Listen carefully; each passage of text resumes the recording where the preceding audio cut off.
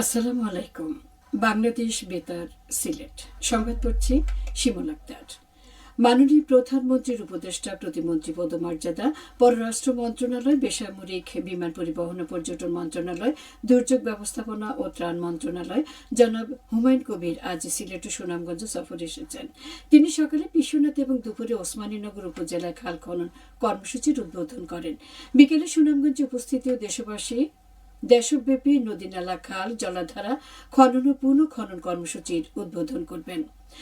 পবিত্র ঈদ উল ফিতর উপলক্ষে সিলেট সিটি কর্পোরেশনের বর্জ্য ব্যবস্থাপনায় নিয়োজিত পরিচ্ছন্নতা কর্মীদের জন্য অনুদান প্রদান করেছেন প্রধানমন্ত্রী ও বিএনপি চেয়ারম্যান তারেক রহমান। গতকাল বিকেল ৩টায় জাতীয় সংসদে প্রধানমন্ত্রীর কার্যালয়ে আয়োজিত অনুষ্ঠানে প্রধান অতিথির হাত থেকে অনুদানের ৪১,৩৫,০০০ টাকার চেক গ্রহণ করেন সিলেট সিটি কর্পোরেশনের সিসিক পূর্ণকালীন প্রশাসক আব্দুল কাইম চৌধুরী।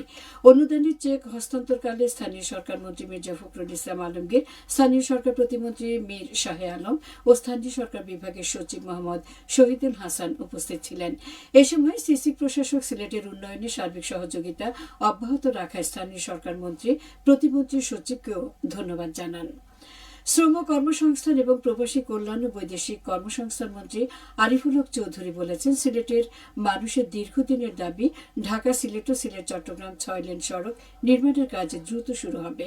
এ বিষয়ে প্রধানমন্ত্রী অবগত আছেন এবং সংশ্লিষ্ট কর্তৃপক্ষকে প্রয়োজনীয় নির্দেশনা দেওয়া হয়েছে। তিনি গতকাল সিলেটে জেলা প্রশাসনের আয়োজনে অনুষ্ঠিত দোয়া ইফতার মাহফিলে প্রধান অতিথির বক্তৃতায় এসব কথা বলেন। আইনশৃঙ্খলা পরিস্থিতি প্রসঙ্গে মন্ত্রী বলেন, সিলেটের সাময়িক যে আইনশৃঙ্খলার অবনতি ঘটেছিল তা সবার সম্মিলিত প্রচেষ্টায় নিয়ন্ত্রণে আনা সম্ভব হয়েছে। আসন্ন ঈদ উল ফিতরকে সামনে রেখে পরিস্থিতি স্বাভাবিক রাখতে আইনশৃঙ্খলা বাহিনীর তৎপরতা আরও জোরদার করার নির্দেশনা দেওয়া হয়েছে। মন্ত্রী বলেন, সিলেট পর্যটকদের কাছে একটি অত্যন্ত আকর্ষণীয় গন্তব্য। আসন্ন ঈদকে সামনে রেখে পর্যটকদের যাতায়াত নির্বিঘ্ন করতে সড়ক যোগাযোগ সচল রাখার জন্য সংশ্লিষ্ট দপ্তরগুলোকে নির্দেশ দেওয়া হয়েছে।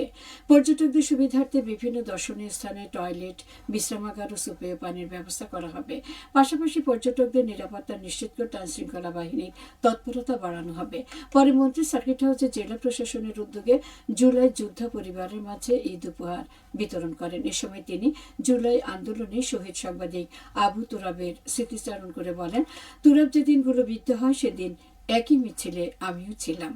আমার পাশেই থাকা তুরাব সেদিন গুলিবিদ্ধ হয়ে মৃত্যুবরণ করে। হাজারো জুলাই যোদ্ধার আত্মত্যাগের বিনিময়ে অর্জিত নতুন বাংলাদেশকে বর্তমান সরকার গভীর শ্রদ্ধার সঙ্গে স্মরণ করে। যতদিন এ দেশ থাকবে ততদিন তাদের আত্মত্যাগ চিরস্মরণীয় হয়ে থাকবে। ইফতার মাহফিলে বিভাগীয় কমিশনার খান Mohammad Rezaul Nabi, range DIG Mohammad Mushfiqur Rahman, Sylhet metropolitan police commissioner Abdul Quddus Chowdhury, জেলা প্রশাসক মোহাম্মদ সরোয়ার আলম সহ বিভিন্ন রাজনৈতিক ও পেশাজীবী সংগঠনের নেতৃবৃন্দ, জুলাই যোদ্ধা পরিবারের সদস্য, সরকারি বেসরকারি দপ্তরের কর্মকর্তাগণ এবং গণমাধ্যম কর্মীরা উপস্থিত ছিলেন। সিলেট জেলা উন্নয়ন সমন্বয় সভা গতকাল জেলা প্রশাসকের কার্যালয়ে সম্মেলন কক্ষে অনুষ্ঠিত হয়েছে। সভায় সভাপতিত্ব করেন সিলেটের জেলা প্রশাসক মোহাম্মদ সরোয়ার আলম। সভায় জেলা প্রশাসক বলেন, আসন্ন ঈদ উল ফিতর উপলক্ষে সিলেটে পর্যটকের আগমন বাড়বে। পর্যটকদের যাতায়াতের সুবিধার্থে ভাঙা রাস্তা দ্রুত মেরামত করে চলাচলের উপযোগী করতে হবে। একই সঙ্গে রাস্তায় যানজট নিরসনে ট্রাফিক ব্যবস্থা আরও জোরদার করার নির্দেশনা দেন তিনি।